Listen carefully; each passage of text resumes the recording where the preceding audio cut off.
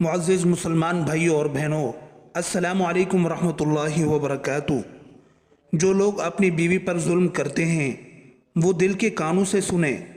बीवी पर हाथ उठाने वाले शख्स को 4 नुकसानात का सामना करना पड़ता है। यानी बीवी पर हाथ उठाने वाले और उस पर जुल्म करने वाले शौहर को अपनी ज़िंदगी में 4 नुकसानात का सामना करना पड़ता है। खलीफा दोम अमीरुल मोमिनीन हज़रत उमर फ़ारूक रज़ी अल्लाह अन्हु अपनी कचहरी लगाकर बैठे हैं। लोगों में इंसाफ तकसीम फरमा रहे हैं कि एक औरत रोती और चिल्लाती हुई अमीरुल मोमिनीन के पास आई। उस औरत की हालत ज़ार को देखकर हज़रत सैयदना उमर फ़ारूक रज़ी अल्लाह अन्हु निहायत बेकरार हुए और जाहो जलाल में अपनी जगह से उठ खड़े हुए और पूछा, ऐ खातून, ऐ इस्लाम की शहज़ादी, क्या मामला हुआ? वो कौन है जिसने तेरी ये हालत कर दी? फरमाया, मेरे नबी सल्लल्लाहु अलैहि वसल्लम ने काफिरों की औरतों की आंखों से आंसू साफ किए हैं।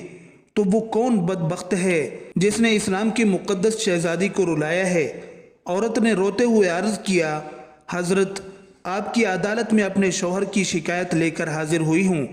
मेरा शौहर मेरा हया नहीं करता, मुझे जलील करता है, मुझ पर जुल्म करता है और मेरी खूबसूरत ज़िंदगी को उसने उजरन बना दिया है। हुजूर, मुझे मारता है, मुझे रुलाता है और बातों बातों पे मुझे कोसता रहता है। मेरा दिल करता है कि गोश्त काटने वाली छुरी अपने हाथ में उठाकर अपने गले पर चला लूं, लेकिन क्या करूं? मेरे 2 छोटे बच्चे हैं, उनके बारे में सोचती हूं, लेकिन मेरा शौहर न मेरे बारे में सोचता है और न ही बच्चों के बारे में सोचता है। अल्लाहु अकबर। रसूलुल्लाह सल्लल्लाहु अलैहि वसल्लम ने फरमाया, औलाद आदम में सबसे ज़्यादा मुत्तकी वो शख्स है जो अपनी औरतों से मोहब्बत करने वाला है और जो अपनी नमाजों की अदायगी करने वाला है। नबी सल्लल्लाहु अलैहि वसल्लम ने फरमाया, दुनिया में से मेरे लिए औरतें और खुशबू महबूब बना दी गई और मेरी आंखों की ठंडक नमाज में बना दी गई। साहबी रसूल और मुफस्सिर कुरान हज़रत अब्दुल्ला बिन अब्बास रज़ी अल्लाह अन्हु फरमाते हैं कि मैं अपनी बीवी के लिए वैसे ही सजदा हूँ जैसा वो मेरे लिए ज़ेब ज़ीनत इख्तियार करती है। इसलिए कि अल्लाह ताला फरमाता है, वलहुन्ना मिस्लुल्लज़ी अलैहिन्ना बिल मारूफ, और मैं चाहता हूँ कि जो भी मेरी बीवी के मेरे ऊपर हक़ है वो सब अदा करूँ, क्योंकि अल्लाह ताला फरमाता है, वलिर्रिजालि अलैहिन्ना दरजा। कुरान पाक में इरशाद बारी ताला है, और औरतों के भी वैसे ही हुकूक हैं जैसे उन मर्दों के हैं, अच्छाई के साथ। हाँ, मर्दों को औरतों पर एक दर्जा फजीलत हासिल है और अल्लाह ताला गालिब हिकमत वाला है।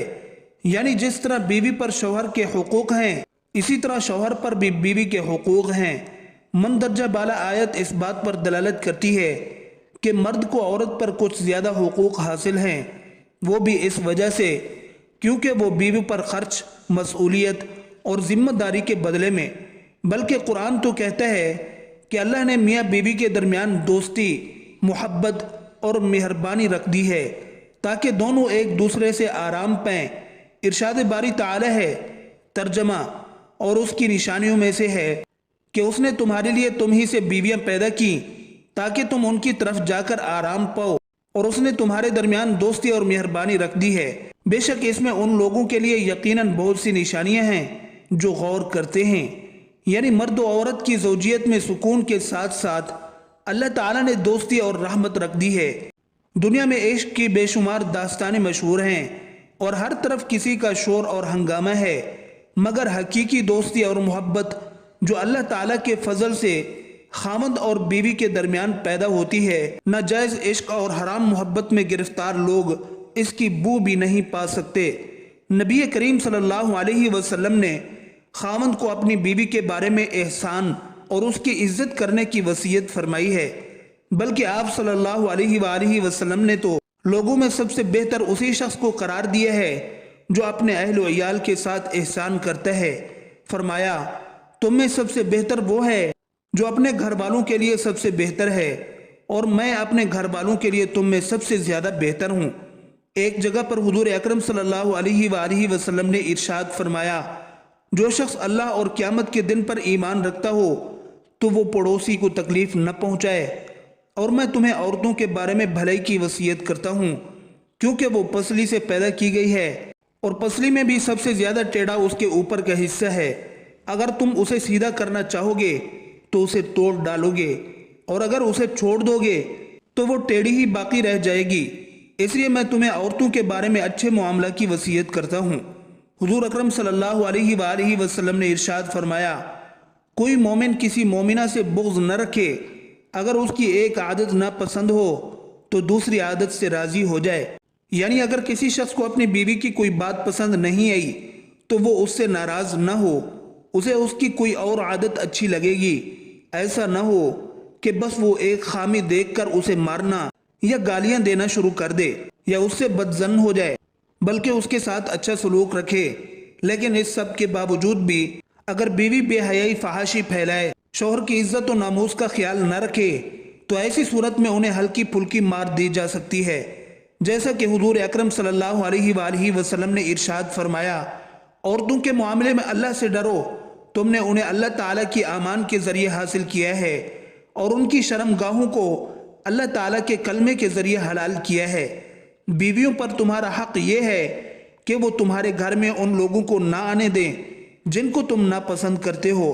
اگر وہ ایسا کریں تو ان کو مارو، مگر ایسی مار جو زیادہ شدید نہ ہو، اور چہرے پر ہرگز نہ مارو۔ اور تم پر بیویوں کا حق یہ ہے کہ تم ان کے نان نفقہ اور کپڑے کی ذمہ داری پوری کرو۔ محترم ناظرین، جب وہ عورت حضرت عمر فاروق رضی اللہ عنہ کی بارگاہ میں اپنے شوہر کے ظلم کی فریاد کر رہی تھی تو آپ نے بے قراری اور جاہ و جلال کے عالم میں اس کے شوہر کو بلا بھیجا۔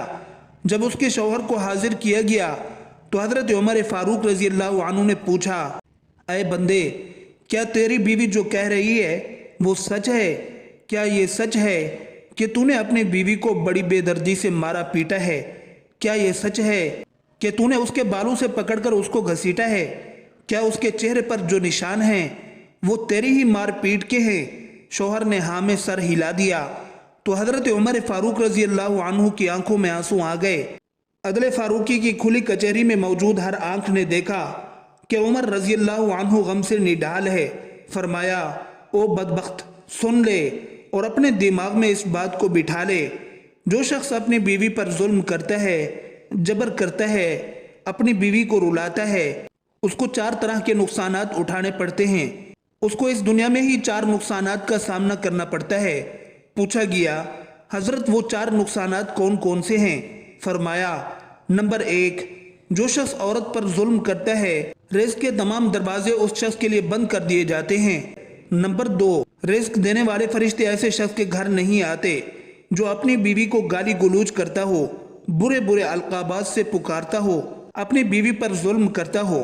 نمبر 3، اس کا دل ہر وقت غمگین رہتا ہے۔